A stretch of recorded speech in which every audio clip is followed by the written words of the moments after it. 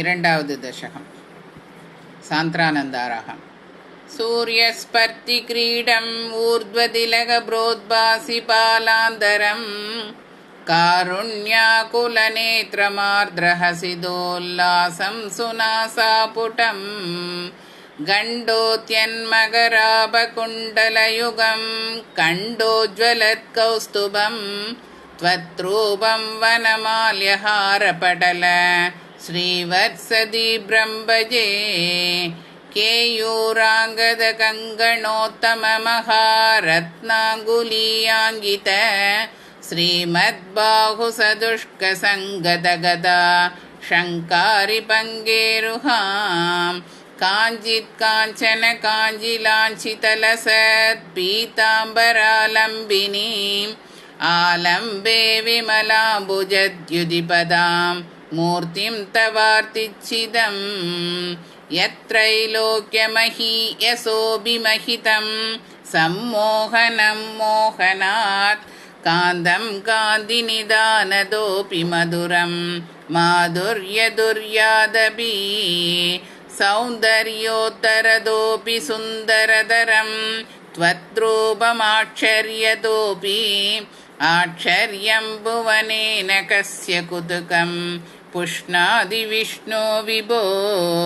तत्तादृङ्मधुरात्मकं तव वपुः सम्प्राप्य सम्पन्मयी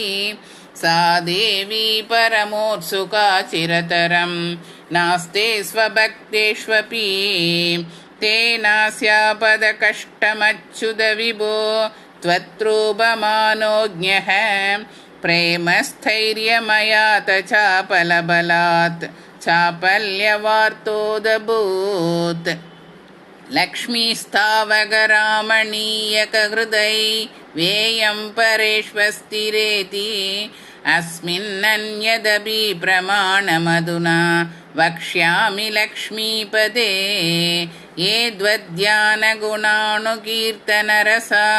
सक्ता हि भक्ता जनाः देष्वेषा वसति स्थिरैव दयित प्रस्तावदत्तादरा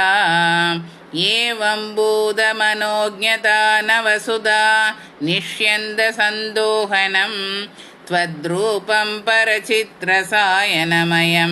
चेतोहरं शृण्वतां सद्य प्रेरयते मदिं मदयते रोमाञ्जयत्यङ्गकं व्याशिञ्चत्यभीषीदबाष्पविसरैरानन्दमूर्च्छोद्भवैः एवं बोधदया हि भक्त्यभिहितो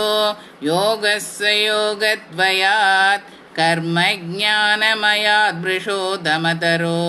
योगीश्वरैर्गीयते सौन्दर्यैकरसात्मके त्वयि खलु प्रेम प्रकर्षात्मिका भक्तिर्निःश्रममेव विश्वपुरुषैर्लभ्या रमावल्लभ निष्कामं नियतस्वधर्मचरणं यत्कर्मयोगाभिदं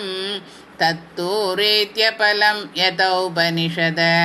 ज्ञानोपलभ्यं पुनः तत्त्वव्यक्ततया सुदुर्गमतरं चित्तस्य तस्माद्विभो त्वत्प्रेमात्मकभक्तिरेव सततं स्वादीयसी श्रेयसी अध्यायासकराणि कर्मपटलान् आश्चर्यनिर्यन्मला बोधे भक्तिपदे तवाप्युचितताम् आयान्ति किं तावता क्लिष्ट्वा तर्कपदे परं तव वपुर्ब्रह्माज्ञमन्ये पुनः चित्तार्द्रद्वमृते विचिन्त्य बहुभिः सिद्ध्यन्ति जन्मान्तरैः द्वद्भक्तिस्तु कतारसामृतजरी निर्मज्जनेन स्वयं सिद्ध्यन्ति विमलप्रबोधपदवीम् अक्लेशतस्थन्वतीं सत्यसिद्धिकरी जयत्यै विभो सैवास्तु मे त्वत्पद प्रेमप्रौढिरसाद्रता धृततरं वातालयादीश्वर श्रीहरे नमः।